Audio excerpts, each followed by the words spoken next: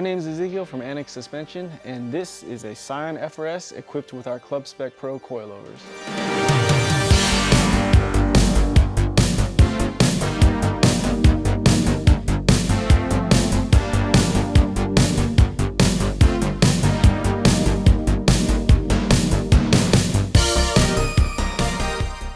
Okay, so long overdue, a how-to video on setting up bump stop height on your Annex coilovers. So all of our ClubSpec Pro coilovers and even some of our fast road products, we ask the consumer to set up bump stop height themselves. Why is this important? We ask the consumer to set up bump stop height themselves because we want to get the most travel possible for you guys. Some other important things, want to make sure that the bump stops do not engage early.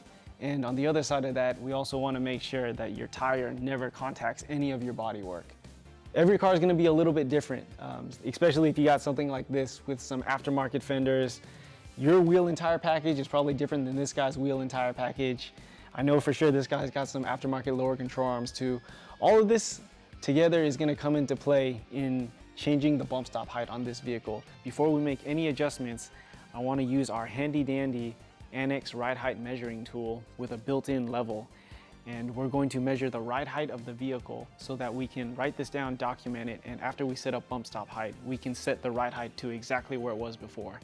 So our tool's got an adjustable pointer that's held in by a set screw as well as a built-in level. So you want to get this as close to the center of the wheel hub as you can. Adjust that pointer out so that you don't contact any of the wheel or anything out here. And we're gonna turn it over.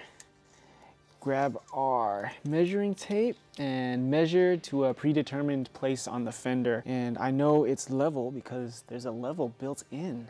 All right, so in preparation to do bump stop height on this car, I took this coilover assembly out and I disassembled it, taking both the springs out. So now all that's left in this guy is the bump stop and my top hat that holds the bearing.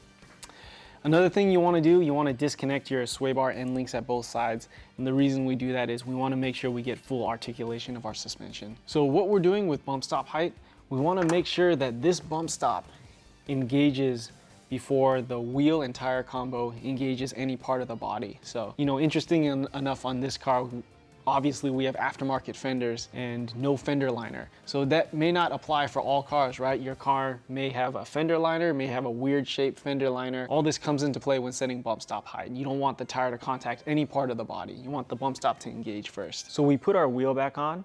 I have a jack under the lower control arm. We are going to jack up the wheel and see at what point does our bump stop engage. And then also, how close does our tire get to the bodywork? So now that we're at this point, the bump stop still has some room to compress. What we want to make sure is that when the bump stop is completely compressed, this tire still will not hit any of the bodywork. So why don't we try that right now?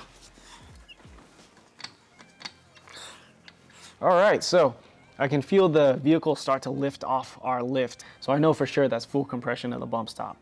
So fair warning, I set the bump stop height correctly on this vehicle ahead, but this is actually what it should look like. The bump stop fully compressed and my tire is not contacting any of the bodywork. So what happens if your bump stop height isn't set correctly? Either your bump stop engages too early and the tire doesn't even come close to the body, or your bump stop engages too late and the tire is already hitting part of the body.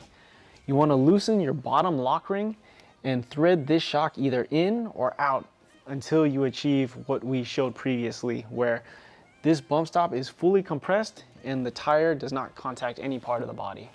So now that we have bump stop height set correctly, tighten this bottom lock ring to 90 foot-pounds and never touch it again. To adjust ride height, you want to loosen these two lock rings. To lower the vehicle, roll these two down. To raise the vehicle, roll these two up.